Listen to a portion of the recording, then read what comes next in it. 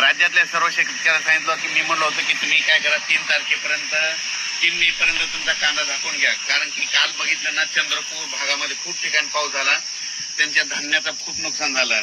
तर आता आज आहे 4 मे. तर आज तुम्ही बघा, आज नंदुरबार भागाकडे लगेच टीव्हीला बातमी येईल की आज नंदुरबारकडे खूप पाऊस पडला, म्हणून हा अंदाज लक्षात यायचा. पण राज्यातल्या शेतकऱ्याला सांगतो की राज्यामध्ये काय झालं, गुजरातकडे खूप पाऊस पडणार आहे. त्याच्यामुळे काय होणार आहे, आज नंदुरबार म्हणजे आज 4 मेला नंदुरबारकडे पाऊस येणार आहे, 5 मेला परत तो नाशिककडे येणार आहे, 6 मेला लगेच पुन्हा मराठवाड्याकडे येणार, 7 ला पुन्हा परत विदर्भाकडे जाणार आहे, 8 ला परत म्हणजे भाग बदलणार आहे. म्हणजे असं किती 6 मे पासून ते जवळपास 13 मे पर्यंत दररोज 2 दिवस ह्या भागात, दुसऱ्या दिवशी त्या भागात, पुन्हा ह्या भागात, ह्या भागात, म्हणजे दररोज भाग बदलत सर्वदूर नाही पडणार, पण अवकाळी असणार आहे, म्हणून हा अंदाज लक्षात यायचा. आणि सर्वांसाठी आनंदाची बातमी की तुम्हाला एक सांगतो की यावर्षी मान्सूनला असं पोषक वातावरण समुद्रामध्ये आत्ताच तयार झालंय. म्हणजे यावर्षी चांगला पाऊस पडणार आहे, लवकर देखील येणार आहे, वेळ येणार आहे, म्हणून हा अंदाज लक्षात येतात.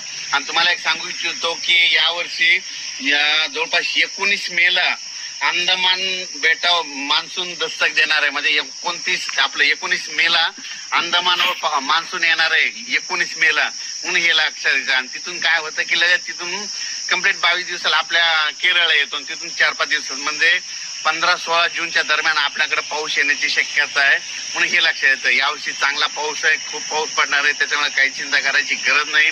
शेतकऱ्याला परत एक अंदाज देतो, राज्यातल्या शेतकऱ्याला सांगू इच्छितो की ज्यांचा कांदा असेल म्हणजे नाशिक भागातला असेल तर तुम्ही काय करा, म्हणजे आज 4 आणि 5 तारखेपर्यंत आणि 2 दिवस तुम्ही तुमचा कांदा झाकण्याची तयारी ठेवा, कारण की 6, 7, 8 मेच्या दरम्यान तुमच्या नाशिक भागाकडे मुंबईला देखील खूप पाऊस पडणार आहे, म्हणून हे लक्षात येतं. म्हणजे मुंबई, पुणे सगळीकडे दररोज वेगवेगळ्या भागात पाऊस पडणार आहे. म्हणजे लगेच काय होतं की बऱ्याच जणांचे लगेच असं मेसेज येते की लगेच आज आमच्या भागात पाऊस पडला.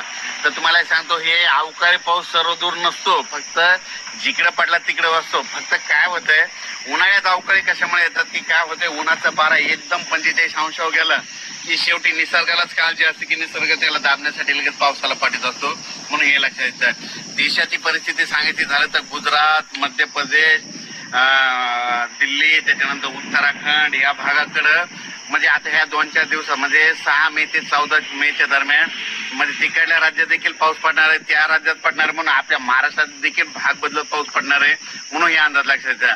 या पावसात विजेचं प्रमाण जास्त असल्यामुळे माझी शेतकऱ्याला विनंती की आपली जनावरं झाडाखाली बांधू नका, आणि तुम्ही या अवकाळी पावसामध्ये काय करा की विजा कडकडत असताना झाडाखाली थांबू नका, विजा कडकडायला लागलं की लगेच घर जवळ करायचं, म्हणून हे लक्षात येतं.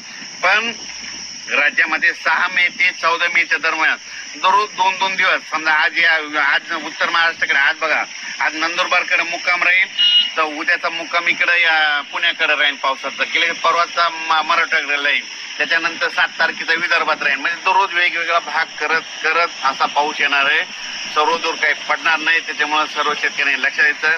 मुंबईकरांना दिलं एक बातमी, मुंबईला देखील तुम्हाला गरमीपासून सुटका मिळणार आहे, तुम्हाला पावसात भिजायला भेटणार आहे. असं तसं नाही, चांगलं 2-4 दिवस पावसात भिजायला भेटणार आहे, म्हणून हे लक्षात येतं. कोकणात देखील पाऊस येणार आहे, म्हणून कोकणातल्या आंबेवाल्याने तुम्ही तुमच्या आंब्याची काळजी घ्या, म्हणून हे देखील सांगतो. आणि राज्यात म्हणजे आणखीन एक सगळ्यात महत्वाची ही टीप लक्षात घ्या. आता हे मे महिन्यामध्ये समजा जर आमच्या हे गुगळी धामणगावला पाऊस पडला आणि सेलूला पाऊस नाही पडला या महिन्यामध्ये अवकाळी, तर येणाऱ्या पावसात आमच्या गावाला दररोज पाऊस पडणार आणि बाजूच्या गावाला सोडून देणार. म्हणजे त्या गावाला पडणार पण थोडा कमी पडणार, पण जिथं उन्हाळ्यामध्ये जास्त पाऊस पडतो ना त्या भागाला पावसाळ्यात पाऊस जास्त पडतो, आणि जे भाग सोडून देतो ते भाग मध्ये सोडून देतो, हे लक्षात येतं. अचानक वातावरणात बदल झाला तर लगेच एक पैसे दिला जाईल. धन्यवाद.